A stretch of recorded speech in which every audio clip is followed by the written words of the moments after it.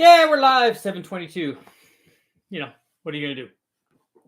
But tonight we're going to talk about the thumbnail I have up is some guys might not even know what this is anymore, but it's back in the day they had something called a monster Miata.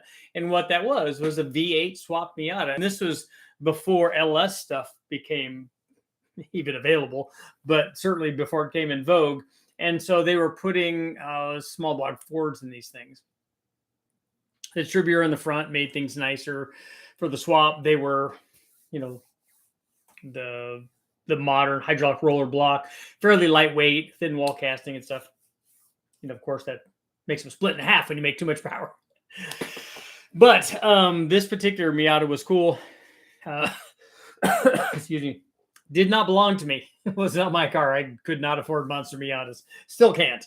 But this one was very, very cool. You could see it was all decked out in blue with stripes. It looked very much, it was to kind of represent what a Cobra was back in the day. It very much looked like, a Guardsman blue and Wimbledon white Cobra from back in the day. Had a V8 in it. And the V8 that it had in it was one that came from the original World Challenge car that I bought. So way back in the day, I raced in World Challenge with the guys from Bear Racing, with Hal Bear and Boris Head and Spencer Sharp. And we had when we were racing, we had the Aqua car, which is the A car, which Boris Head drove. Amazing driver and super funny guy too. And then Spencer and I drove the lesser powered B cars. But while we were there was another guy racing there. Who was it? Terry Borchler was driving a car owned by Conrad, I think. And I ended up buying that car so that we could, so I could continue racing. We ended up racing it in, not in World Challenge. We ended up racing in Bridgestone Supercar. And I did race it. In fact, I rented the car. I remember I rented the car at one of the races at Road America. And so I was going to rent the car for that weekend. And I showed up, and we were my buddy Bernie, who was in that Miata, is sitting in the passenger seat. So very, very brave man. But at any rate, we were at this race. We were at Road America, and we were walking around the pits, and we were looking for Milo, and we walked up to Rob Fellows. This is Ron Fellows. A lot of guys know him as a Corvette racer. Rob is his younger brother, also a very good driver. And we were talking to him about this car, and he goes, "Man, I pity the poor sucker who's going to drive that thing. That thing's terrible. It's like diabolical." I'm like, "Oh, that would be me." He goes, "Oh, dude, it's a handful. Just wait." And sure enough, I went out and drove around, warmed the thing up a little bit. And going into my first turn, the car like swapped ends. I'm like, "Oh, I thought, well, did I just forget how to drive? I mean, I knew I've been around this corner a lot in other Mustangs and in other cars. And I'm pretty sure I know how to go around a corner." So as it turned out, we were able to fix the problem. So there was a mechanical problem with it. And what it was the bushings had come out of the rear control arm. I ended up having this happen to my own street car, my Mustang, but the bushings came out of it. And so it allowed the upper control arm to move around. And what happens, it would move around, and then all of a sudden it would bind up, and you'd get immediate like snap oversteer. So it was not something that was catchable unless you already happened to be throwing opposite lock at it while you entered the turn, which is not usually a good idea unless you're doing drifting or something. But we ended up carrying it, and the car was much better to drive after that. But the motor that was in that car was a pretty decent motor. It was an iron-headed thing, which wouldn't have been my choice for this Miata, but it had dart heads on it, and it had, I think, a GT40 intake manifold, and it had one of the letter cams. I think it was an X cam probably that they had in that thing, because it was pretty sporty. This thing made like 300 at the tire. So it did fairly well. It made 308 or 310 or something at the tire. So it did fairly well. It had a big Pro-Am meter on it and stuff. And we ended up taking that motor out for the Silver State and putting it in this Monster Miata. Now, the Monster Miata already had a V8 in it. In fact, it had a V8 in it with a Kenny Bell supercharger on it. But we were thinking, okay, there are two problems with that. One, I don't know about running sustained boost for 30 or 40 minutes with a positive displacement supercharger like that with no intercooler on it. I don't know if that's going to be a good idea. We ended up doing it later, or previously we had done that with the Vortec on my Mustang, and at 7 pounds of boost, it actually worked out fairly well, with good gas and stuff. But the other thing we were worried about with the Miata, just like I was originally with my Mustang, is when we were in the Miata, if we had a supercharged motor and we had to run the Silver State and you're running a wide open throttle, the small gas tank that was in the Miata was not going to allow us to finish the race. It would just go through all of the fuel. And so we thought, well, if we put an NA motor in there, maybe we can make that, because I was able to do that in my Mustang, when the motor was NA. After we put the supercharger on it, we could not make it. I had to put a secondary 10-gallon fuel cell in my Mustang and use a transfer pump to feed into the stock tank, and then all that worked out just fine. But in the Miata, we knew we wouldn't be able to finish the race. As it turned out, we wouldn't be able to finish the race anyway. and we ran out of fuel. And not only did we run out of fuel, but we ran out of fuel and leaned the motor out and basically burned the motor down. I mean, it was only hitting on 3 or 4 of the holes. I remember taking the thing apart, and I took the valve cover off, and I'm like, these are inline valve Dart Windsor heads. These things should not have different valve heights, different install heights. And it was way off. It's because it had gotten so hot that it had melted a bunch of the exhaust valves, and they had tuliped them, and so they had stretched them out, and so that they were much longer. It was not a good situation. We ended up driving it home on a few cylinders because it would drive kind of, but it was not good. But the thing was very cool with this Miata is we drove it all the way out from Southern California to Vegas. And this will be a good topic of discussion for when I do the 24-hour deal, because there's a whole slew of adventures that happen with this. But the thing that did happen is one of the things is that we were able to race it in the race.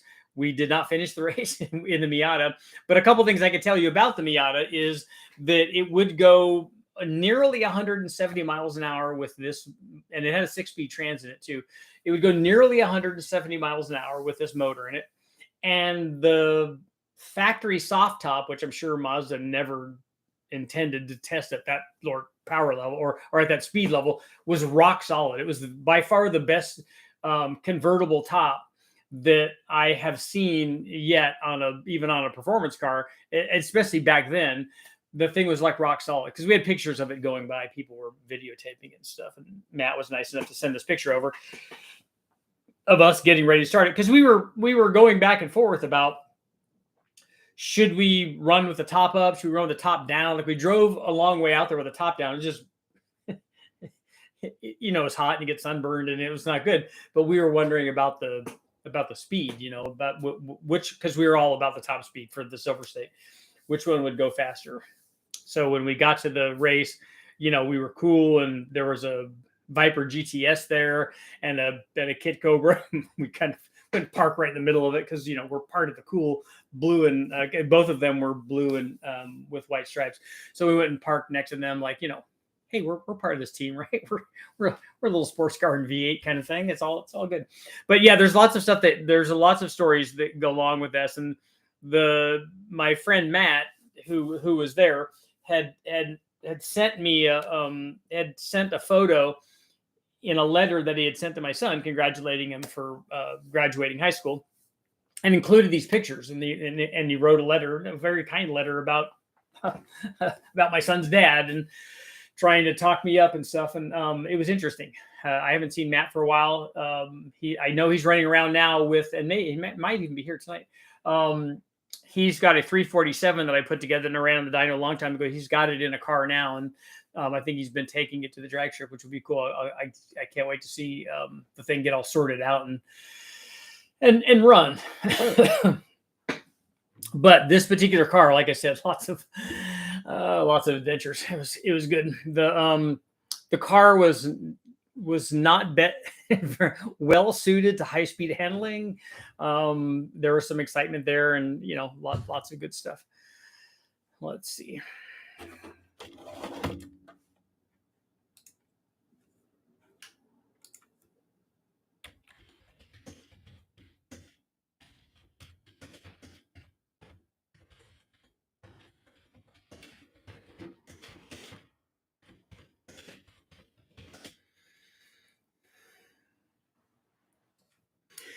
Okay, would you drive a V8 powered Miata at 170 miles an hour?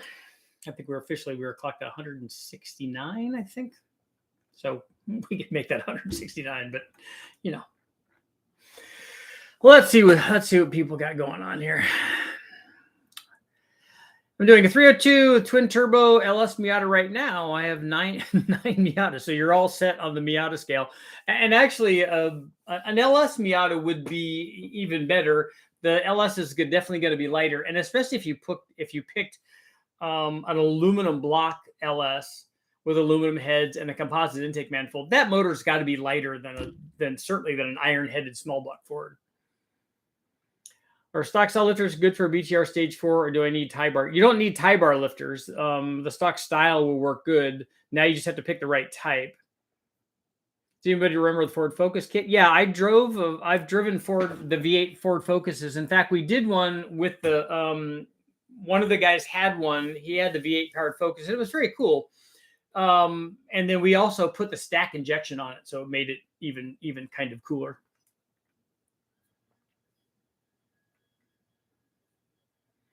I want to build a tracker, a Geo tracker, full frame, 2,300 pounds. Nice. Alabama's in the house. I got it built 2,300 in a Ranger, good motor choice and good mix, good power, very reliable. And then now you just need to add boost to it. Just want to pour a little Crown and 7. That's good. It's not Crown and Coke though. It's Crown and 7. I have a Mazda Speed Protege. I like those. I'm planning to tear into. Anybody know how to fit a V8? Can't you just add more boost to the one that you have? Hired gun for NASCAR. Yeah, you're probably talking about Boris. Boris definitely did a lot of that. And so did Fellows.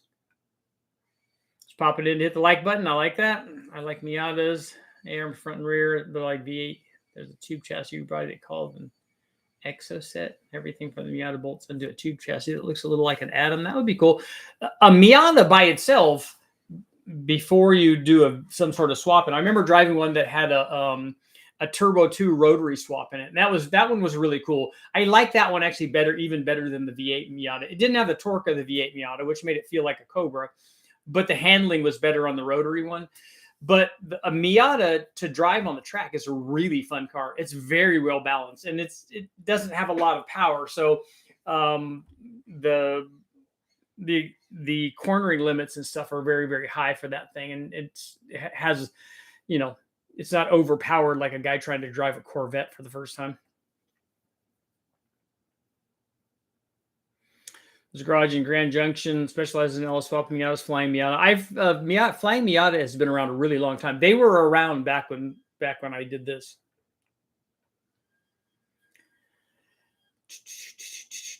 Have you seen the Hellcat Miata? I haven't seen one, but it wouldn't surprise, since V8s will fit in there. I mean, it's a lightweight car, so why wouldn't you put, you could put any kind of big V8 in it.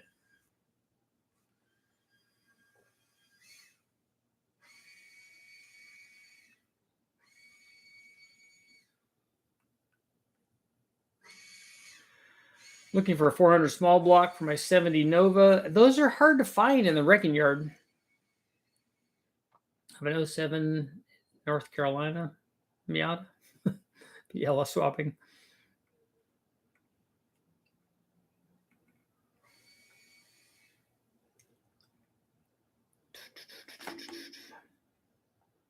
I wonder if there's a V8 install kit being made for the Miata. Yeah, there are kits. These Monster Miata guys used to have them, but other guys have V8 swap kits for them.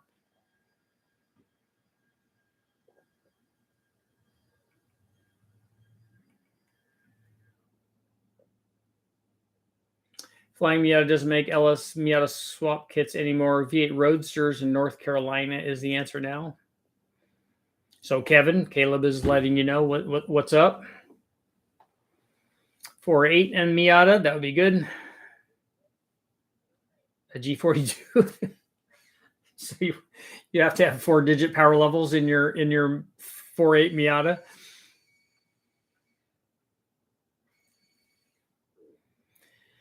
Three-liter Duratec. I think a K-series swap in a Miata would be good.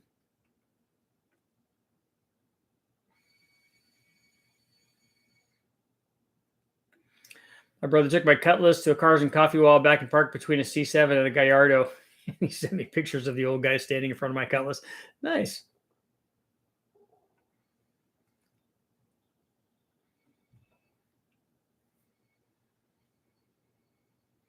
John, what's up?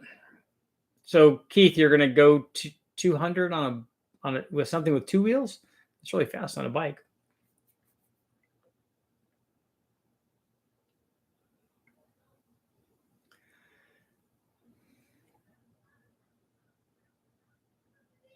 Have you tested a dyno mounted on the tail shaft of the trans on a dirt track car? I've never even seen that.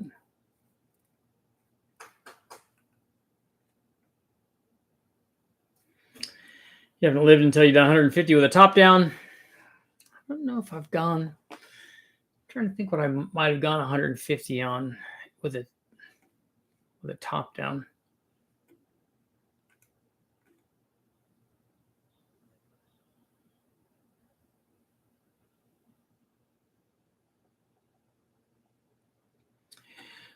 What's up, Richard? I don't have a dyno, but I do rebuilds. Here's a cool video. Is this a video idea that you're telling me about? Would be a 200,000 mile junkyard rebuild, cam swap, etc., versus a fully machined rebuild on the dyno, same cam and specs. You're probably not going to see very much difference in the power, unless for some reason, if the 200,000, I mean, there are different versions of a 200,000 mile motor. Some of them are spot on and make exactly the power that a brand new one does. Some of them, because they weren't taken care of very well and aren't sealed up nearly as well, they could be down compared to a brand new one. Quite honestly, the junkyard motors make as much as a new one does. The one thing that you don't want to do, and this is something Brian and I have talked about a lot, is I think, and Brian thinks also, that when you put forged pistons in a motor compared to the factory pistons, that it makes less power. And every time I've done that, it has done that.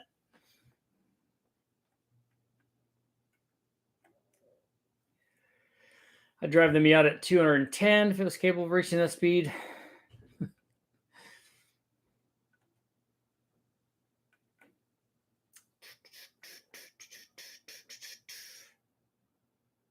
Monster Miatas are fun. We opted for an 89 RX-7, our last one. Fun cars with V8s. Yeah, V8 stuff is good. What injectors would you run on a 400 horsepower 5.3 LM7? 30s would work good. 30s would be enough. And anywhere bigger than that would be fine too.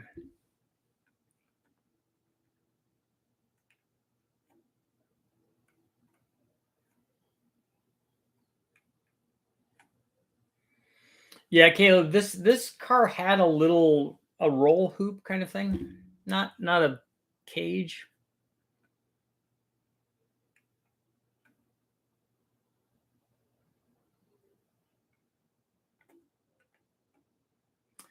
Years ago, an old friend built a Miata with an SR20 making 500 at the wheels. That's a lot.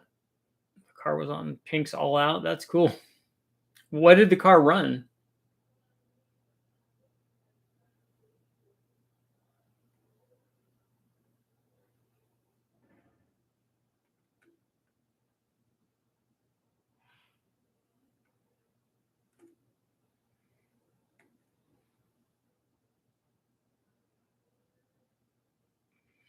Interesting. Mostly aluminum blocks I tear apart have a lot of taper.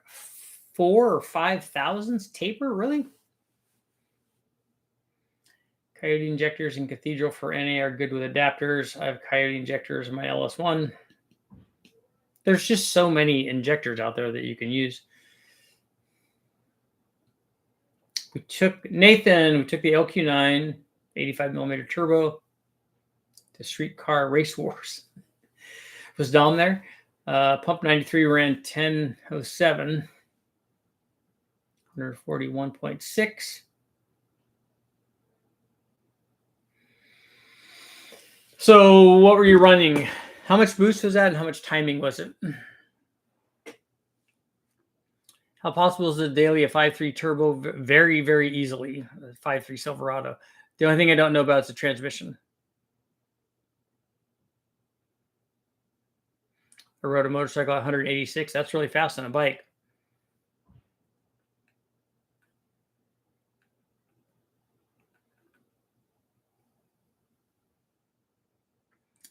Looking at building a 5.3 with truck Norris cam 706 heads. Not sure which way to go, bore and stroke. Well, what are you trying to get done? If you're eventually going to turbocharge, I wouldn't do either one of those.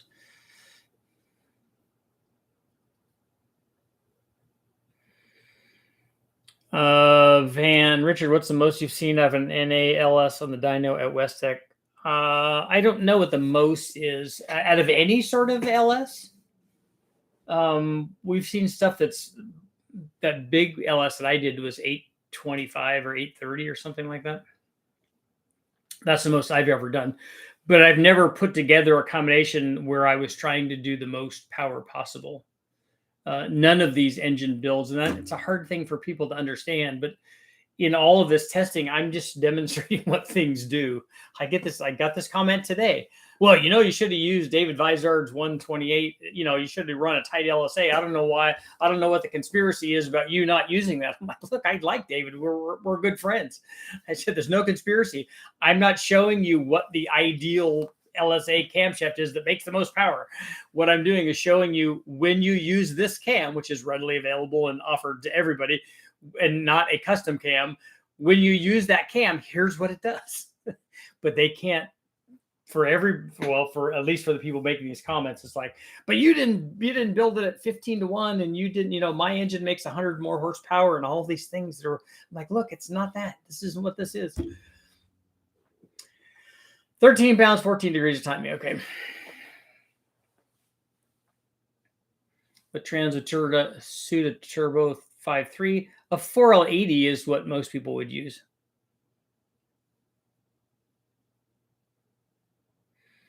You can run a Turbo 5.3 with the stock cam or any of hundreds of other cams.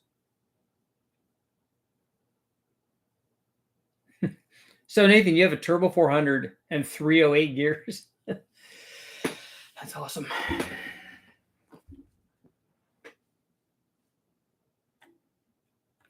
Yeah, the nice thing about running a turbo with a stock cam is you get good boost response, good idle, and all that stuff.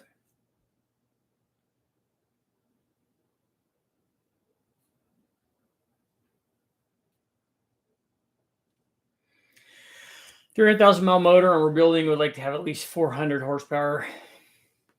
Yeah, 400 horsepower on a 5.3 is just a cam and springs and headers.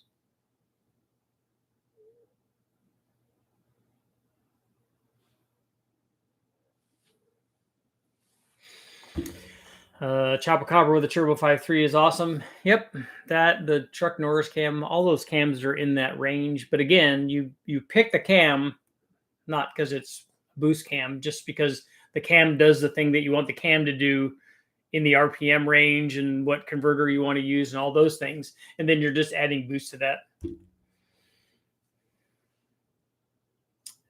Tyler, we've run the truck Norris cam with boost. The video's up. It works very, very well because it works very, very well as an NA cam. That's why it works well under boost.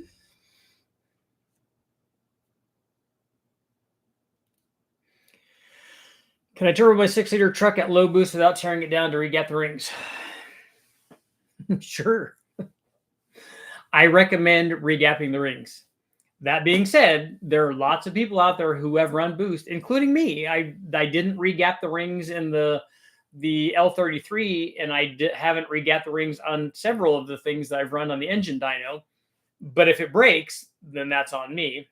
And it's probably less likely to break on the engine dyno for me because the air's cold, the water's cold. We have a really good intercooler. We have good fuel in it, and we have the timing and the tune is spot on. So there's less chance of something happening. But I ran 7 pounds of boost on my supercharged Mustang. I don't even know what the ring gap was. I couldn't even tell you because I never looked. What trouble can you get into if you run a 380 bore and a 4-inch stroke? There's no trouble. We normally build a 383, which is all of it. If you're going to do an NA motor, I wouldn't do that if you're going to run boost, but it's a 3902 or a 3905 bore and a 4-inch stroke.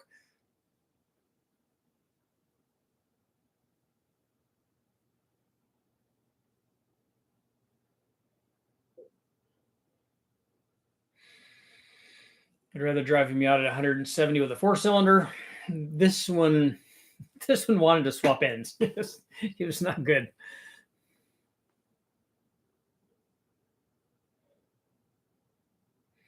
Reaper, you need to go to Wallace Racing compression calculator and plug in all the information and tell you exactly what it is. Would you run VVT and a turbo? Yes, lots of guys run. Coyote is a good example of that. You can run a turbo on a stock Coyote with variable cam timing. The variable cam timing doesn't care about that. If the variable cam timing works well under boost, works well NA, it's going to work well under boost.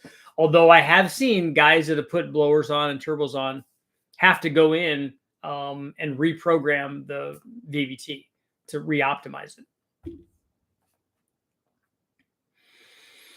If I shove an L33 in a totally stock Miata with a strong trans, will the chassis fail? The chassis is not going to fail. You're going to need more spring rate and stuff though, and shock valving, because it's going to be a lot heavier than the 4-cylinder that's in there.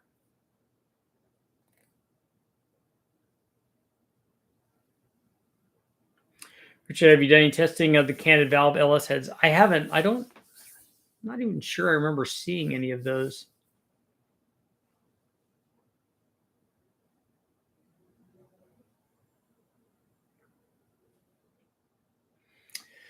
So running a 3.8 bore on a 5.3 and a 4-inch stroke would be a good build for all. And yeah, if you're going to do an NA, I don't know why you would stop at a 380 bore. Why wouldn't you just go to make it a 5.7, because it would make more power? And if you're topping it with the stock set of 706 heads, the stock head is going to hold you back in terms of power a little bit.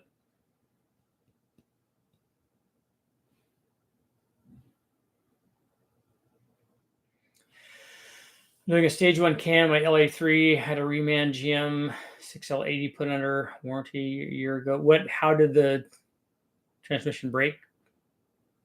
Will the GM reman trans handle a stage 1 power? I don't know. I don't know how strong the 6L80 is compared to a 4L60. The 6L80 should be. We're looking at doing a turbo LS swap on a Mini Cooper. I do like the B series and K series swaps that guys do in the Mini Coopers. I can't remember, were the B series that guys were doing back in the day?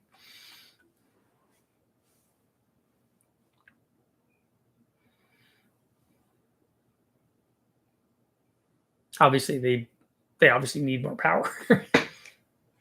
How's our poll doing? 69% are saying yes, that they would drive the Miata at $170. So now I can go to live chat.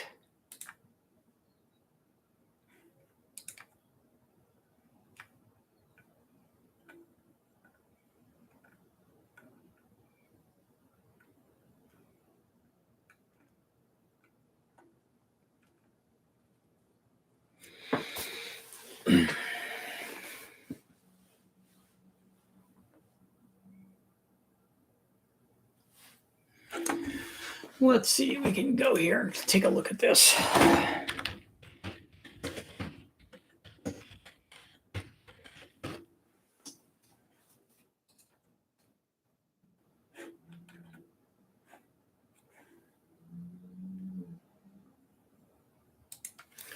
So we have 4.0.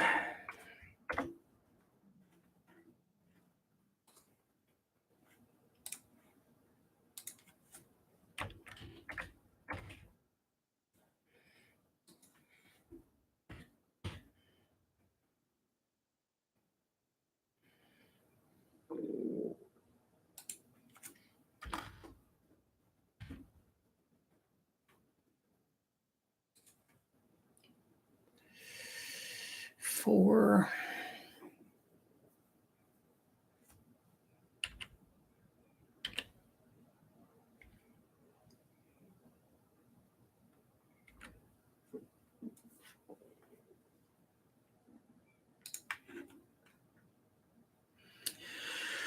So your question about the 706 head, if you're at zero deck, it's a flat top with no valve reliefs. You had a 41 thousandths gasket that was it 4.050 or 4.060? I don't remember what the bore size it was on the gaskets, but it's 11.7 to 1.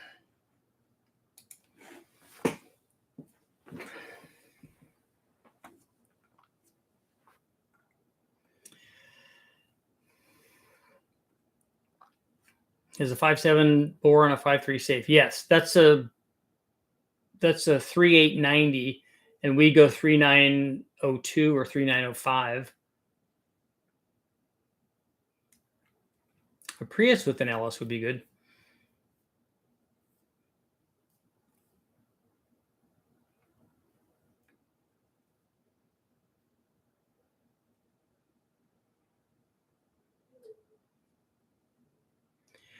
We should do an LS3 for a guy. Just use the F. I don't know what an F35 cam is. Fast 102 gray runner. What is the gray runner? Is that the long or short or medium? 440, 448 to the hubs or turbo 400.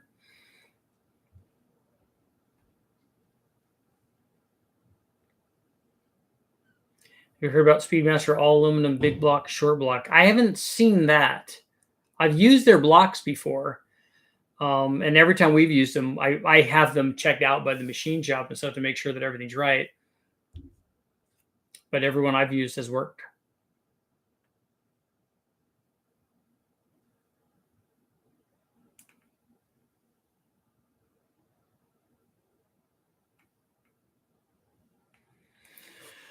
That's my stage 2 transmission.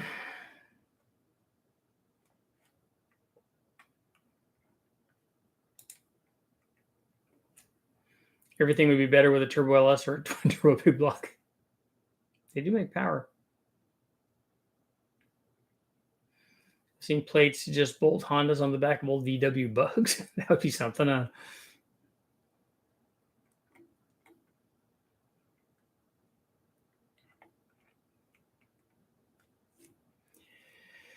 Thanks, man. In my mind, it would be a 530 bore and stroke to 5.7. Well, it's not going to be stroked. The 5.7 and the 5.3 have the same stroke length. The bore size is different between those two. The bore is a 3.780 on the 5.3 and a 3.890 on the 5.7.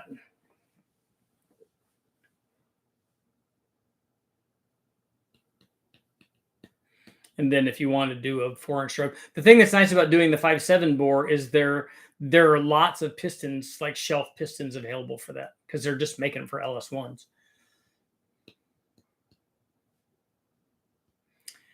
See a lot of 5.3 turbo builds, 4.8s and 6.0s is the reason I don't see 6.2 turbo builds. Yeah, they're just the cost. You can't find them. I mean, you're not going to find I've never seen an LS3 in the wrecking yard. And if you see an LS3, an aluminum LS3, it's very, very pricey. Whereas a 4.8 or a 5.3, there's a dozen of them at the wrecking yards that we go to. What push rod length for a 6-liter L92 head, 550 lift? The lift has nothing to do with the push rod length. And why would it be anything other than stock? What did you do to the camshaft? Does the camshaft have a different base circle?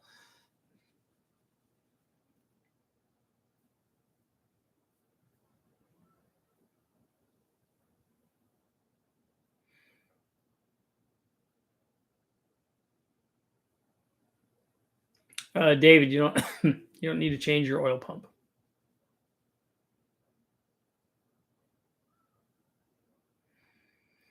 You think an LS1 with 706 heads with 2-inch valves will make more power than an LS1 with 243 heads? I don't remember how much the ones that we got from, he was one of the viewers here. something cylinder head.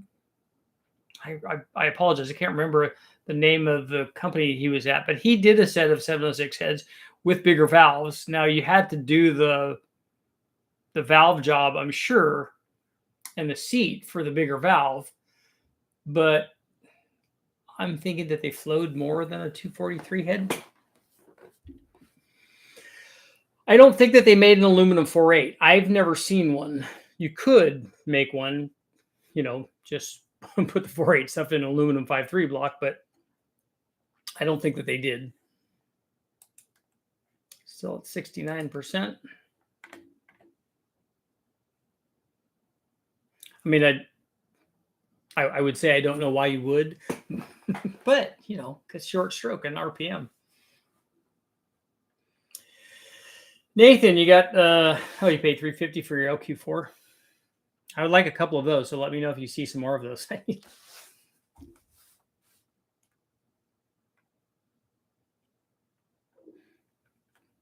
6 liters are always good to have.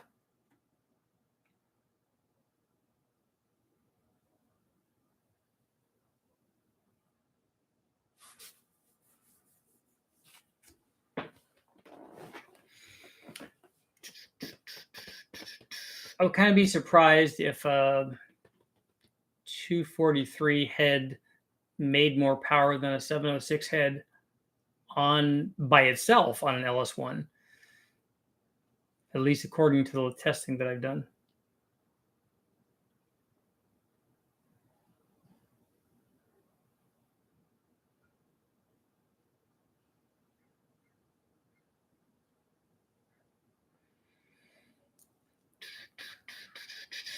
Nathan, where are you guys at? I'm sure somewhere across the United States, right?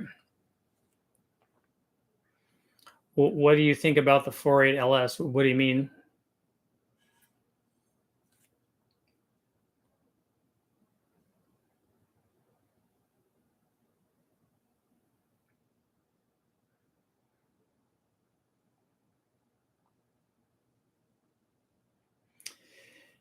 David, if you use link bar lifters, you don't use the trays anymore.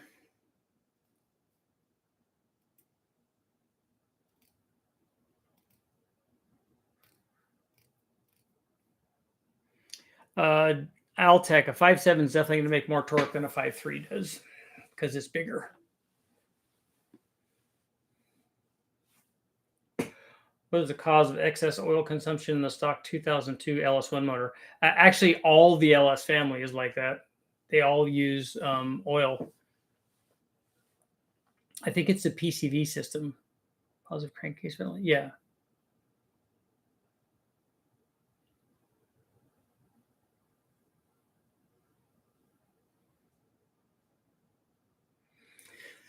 Nicholas, I don't know what pumps are. Pumps are a lot of times specific to whatever chassis you're using. So I don't know what you're wanting to put in there. I don't know if there's a single pump that's going to let you do that.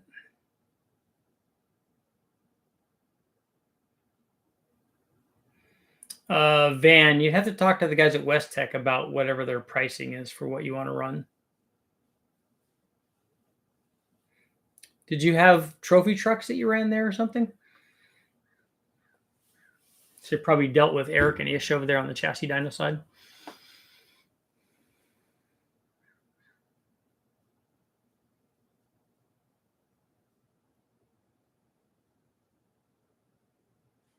So tie bar is better than a lifter tray.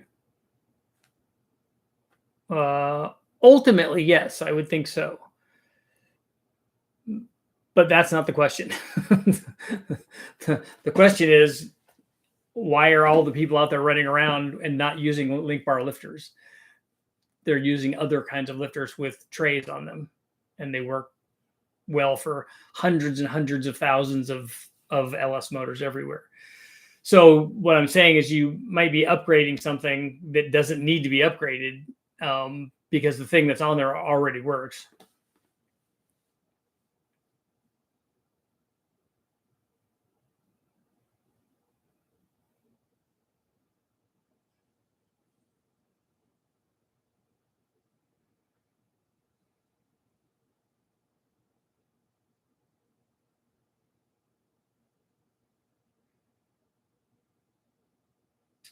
Baja Light XR. My dad's name was Pistol Pete. He passed away. I was already here, man. Baja Light. So what is that, like a weight class or something? I'm not that familiar with trophy trucks.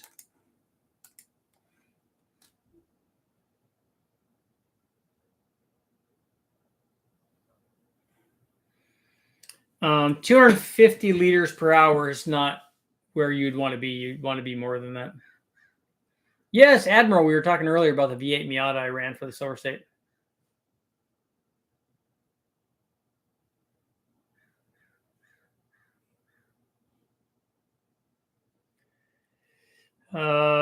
Alexis, is that what your name is? You need to rephrase your question.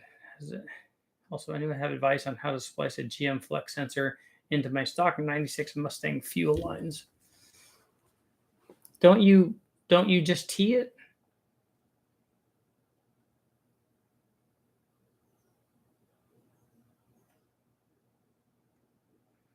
It's a DoD lifter that mess up the trays.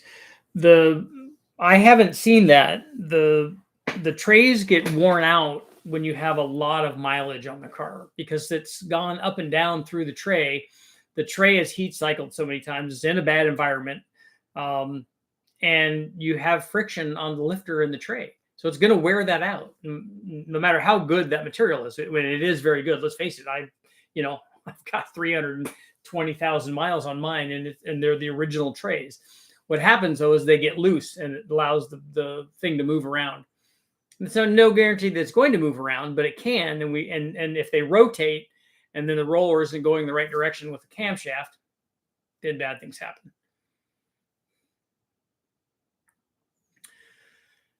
Name of our trucks, unlimited trucks or trophy trucks. Yeah, spec trucks must use an LS3. Yeah, there's a couple of guys that come there that run those spec LS3s.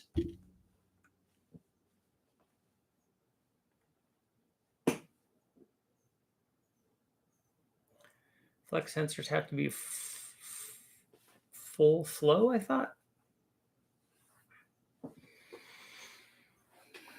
I don't know what the sensor looks like. Are the sensors flow through sensors? I thought that they were a screw-in sensor.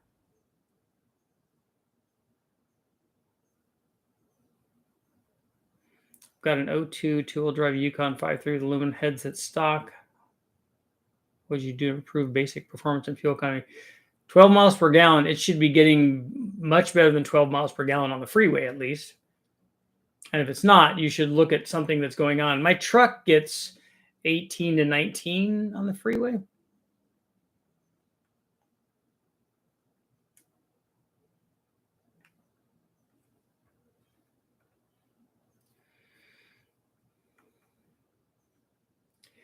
Yeah, David, I don't know what kind of motor you're building, that you're like tie bar stuff is something that you would use on a really high end build. It's not something I would do if I'm rebuilding. In fact, when we put these motors together, most of the times I reuse the existing ones. Although having had bad luck with that 4.8, now I tend to spend the $20 or whatever it is to get new ones.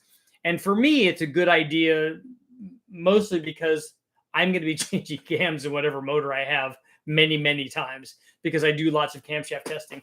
And so we want to run a bunch of different ones. So when I rotate the cam, when I'm doing a cam swap, I want to make sure that the lifters go up and hold themselves in the trays. And if we put new trays on it that are nice and tight, when we do that, the lifter goes up and stays in place. And I can slide the cam in, slide the new cam, slide the cam out and slide the new cam in and not have to worry about the lifters dropping down.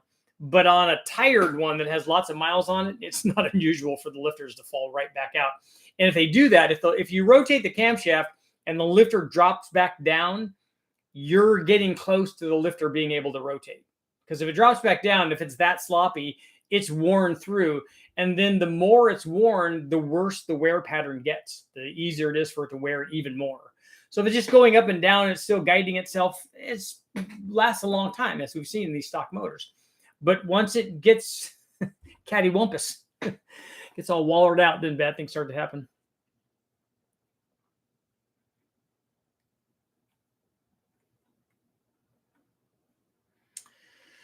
Nicholas, I always run the stock lifters from the wrecking yard in our stuff.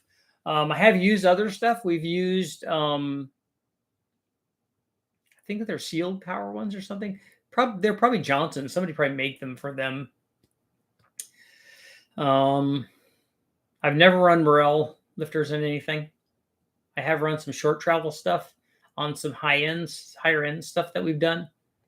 I think I've run some LS7 lifters, and everything on the dyno worked fine. We don't have a lot of miles on them though when we run them.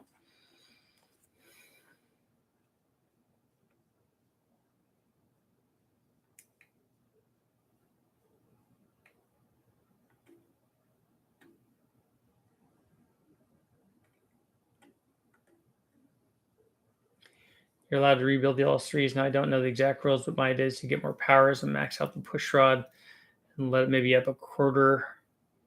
Taking apart LS7 lifters and the feed hole at the bottom of the lifter, so I think oil should be fine. Yeah, I've run tests on push rod length, and you can change the push rod length and you can change the power by doing that. On an LS, can you use the stick things to shove in the block? You can. A lot of guys use dowels. We actually have tools that go in there, but the tools don't work with every style lifter because the slot in the lifter is different for some of the lifter bodies. Do you have to pull the heads to change the lifter trays? Yes, you do.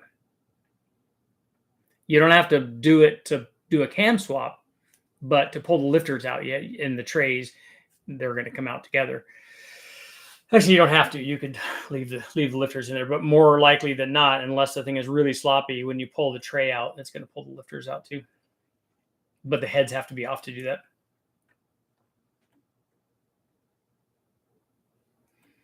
that. Check the MAF sensor. Dirty MAFs will kill mileage. Check your fuel filter.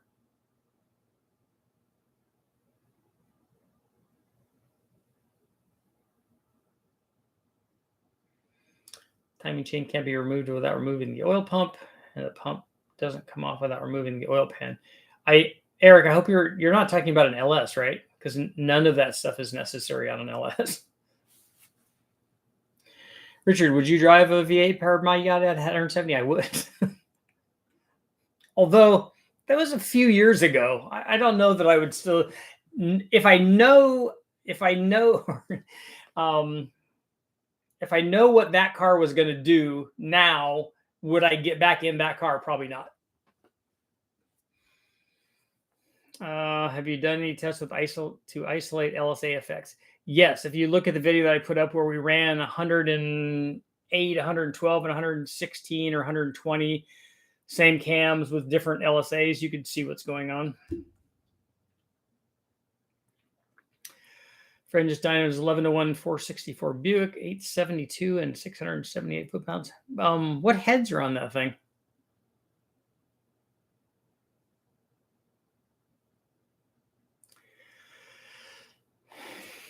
An 88 millimeters capable of 1,300 wheel horsepower. On a 4.8, it's going to be really, really laggy, but I'm assuming that you're talking about something that has you're going to run lots of RPM and lots of converter and stuff in it. But the turbo will support that. Richard, do you degree your cams? I don't on LS motors ever.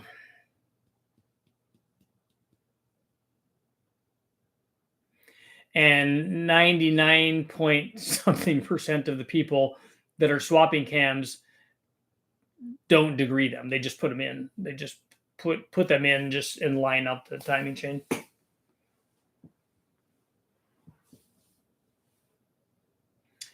Richard, nitrous 496 or turbo.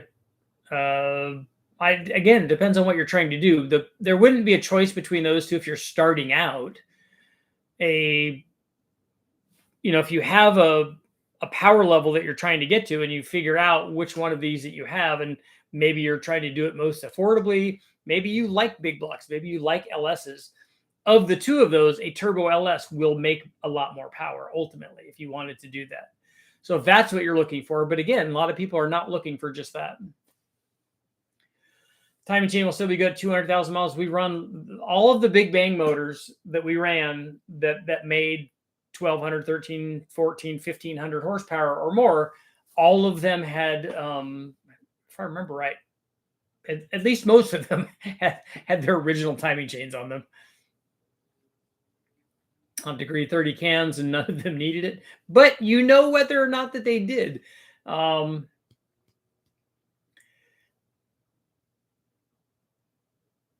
what pistons would you recommend, or which would you stay away from a mild 5.3 build and will be boosted? Not trying to spend 800 plus on pistons if I can avoid it.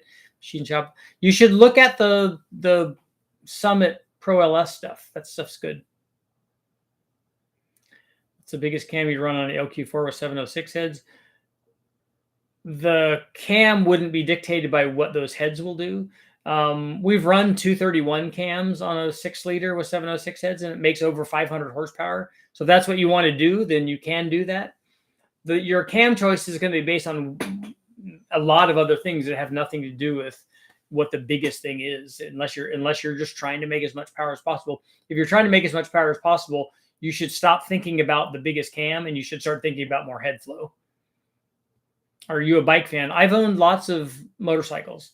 The most powerful one that I've had was a GSX R750, but a 600 Ninja and a 500 Interceptor, and lots of 100 and 125 DT Yamaha 2-strokes. I had a CL 100. I currently have the Trail 90. I had a Honda Spree. We have a CX-14R 290/85, 200 wheel horsepower. That's a lot for a bike. Looking at different turbo options. Oh yeah, it's amazing.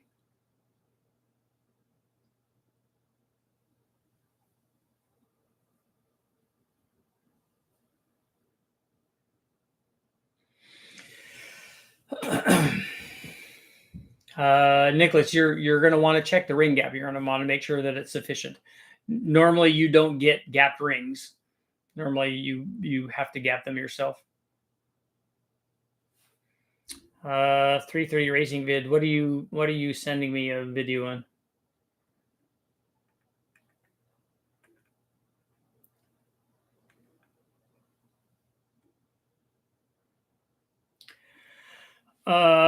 Did you have a question about something? You can ask it here if you want. I mean, you can email me.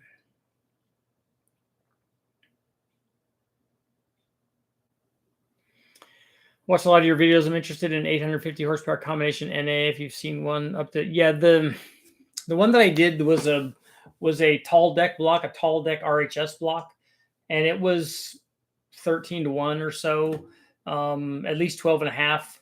We just ran an off-the-shelf cam on it, which was not what we should have run, but we did it to test a bunch of. I ran a bunch of LS7 style heads on it, and the mast heads turned out to be the best ones. We had a big single plane mast LS7 style intake manifold, and I think we ran a 1050 on it. But now looking back, it probably should have been bigger than that.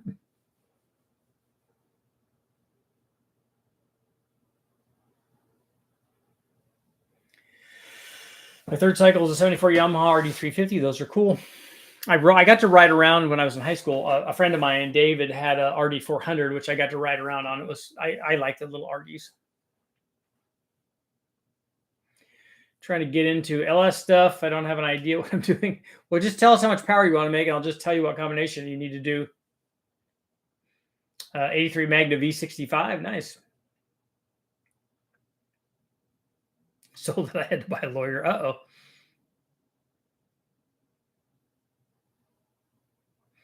No, Nicholas, if you tell the machine shop that you want them gapped for boost, tell them you want 28 thousandths ring gap. They will do that.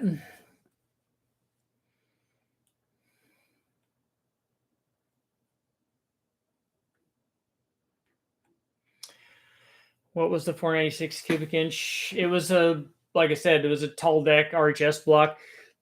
It was a 4185 bore and a 4500 stroke, if I remember right.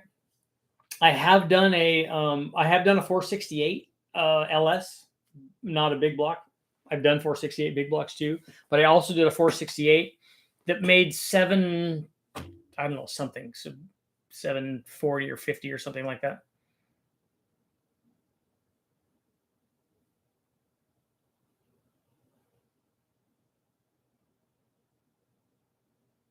I can find an old H2 triple. A guy in my high school had a Kawasaki triple. I never rode it, but we were on the RD. We were definitely afraid of that bike. Still at 69%. We were afeared of it.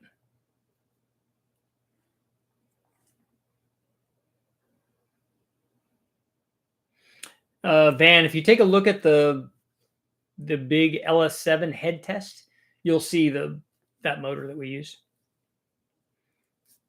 I ran that with a few different intake. We ran a fast intake manifold on it, and then we also ran that single plane. It made best power with the single plane.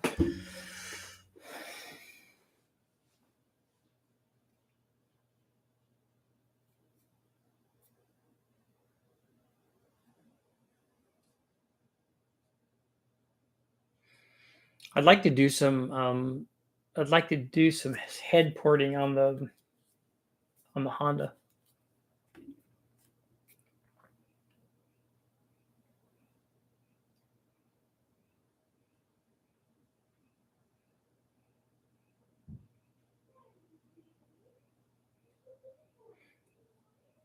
I think the RD350 was the Banshee motor. Had an 85 Suzuki 380 triple. I don't think I've ever heard of that. Big bore kits. I don't know that I want that. I don't want to take the motor out.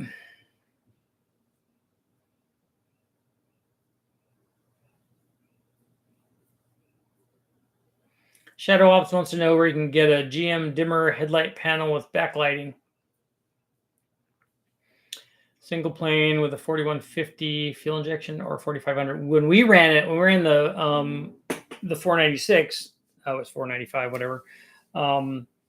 We did a single plane it was a 4500. It was definitely a Dominator flange.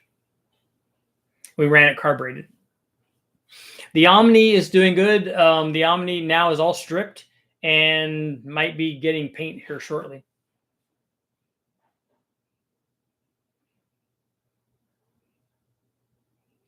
Would the 85 be beneficial for an LQ4 706 head? It might.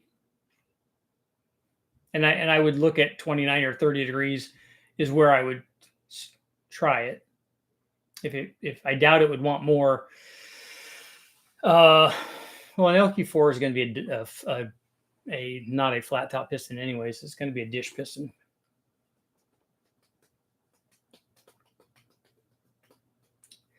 Uh, 800 to 1200 is a really big range because an 800 horsepower turbo is dramatically different than a 1200 horsepower turbo.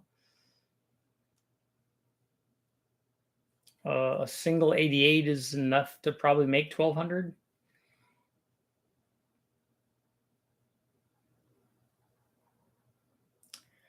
CT90 camshaft and compression. Do they have aftermarket cams for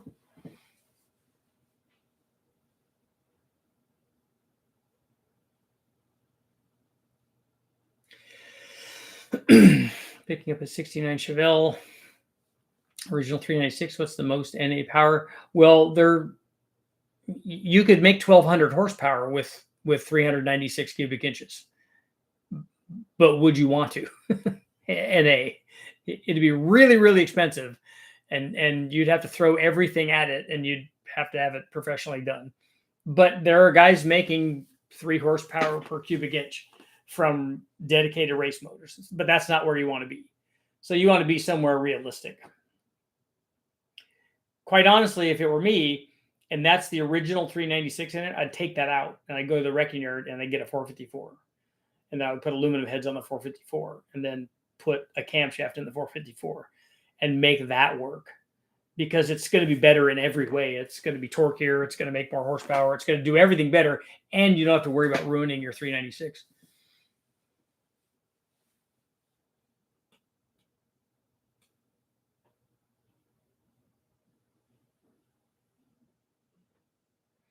Idea is a 468 with a TSP 285 heads. Best bang for the buck I see in a big single plane. 4500 fuel injected. Wilson throttle body. Not sure about the cam specs. It's going to have to be big.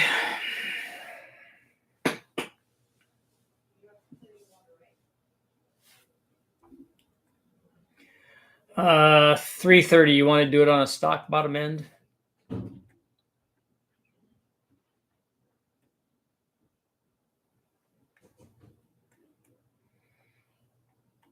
Yeah, so that's possible. You just have to put ring gap in it.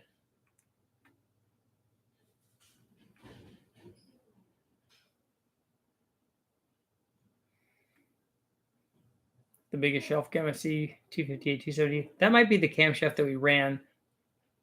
I think you're gonna. You'd have to see if they even have that in stock. But I think that you're gonna want a. It's got 14 degrees of split in it. I'm thinking that's the kind of cam that we ran in the 468, something like that. You should talk to the guys at Brian Tooley about a camshaft for that. Flawless. You can ask any question that you want about any subject and about any automotive subject, not politics or religion.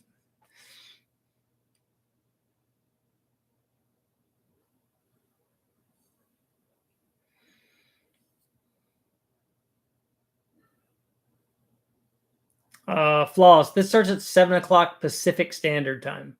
So I don't know where you are in Texas. So I don't know what time zone you're in, but this is at 7 Pacific Standard Time.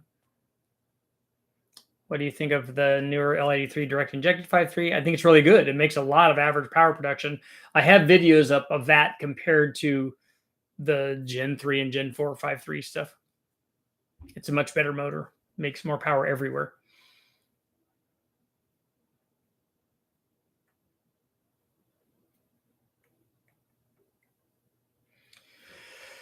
Looking at EV6 injectors for the 5.3, I'm talking about Deca 80s. Tried researching, no luck. Only swap into my LSA. I don't know about your. Are you talking about your LSA supercharged thing? I don't know what injectors the LSA blower setup takes. I don't know what size they are. Like not size like flow rate, but I don't know about the length and all that.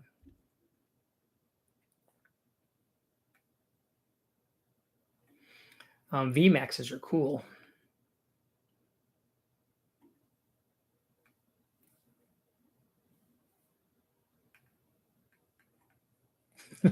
Any question, bad idea. That's why we're here, man. Just car guys talking. Most of the time, car guys get together. A lot of times they're not even talking about car stuff. They're just talking. I'm going to close out our poll because it's time to go. We're going to end our poll. I haven't done any work on any 4-liter Ford engines.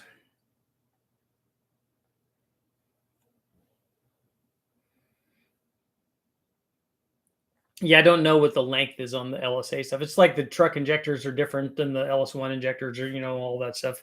You need different heights. So I don't solve that until I'm actually have the thing right in front of me, and then we go, oh well, we need this.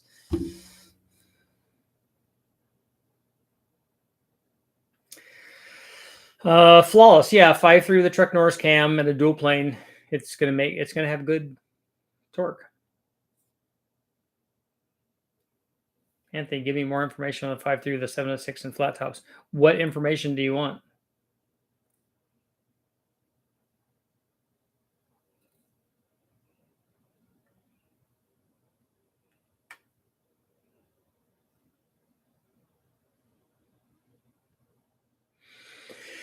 And on that note, it's time to go. Thank you guys all for showing up. I'll be back tomorrow, and I'm working on small block Ford stuff for tomorrow.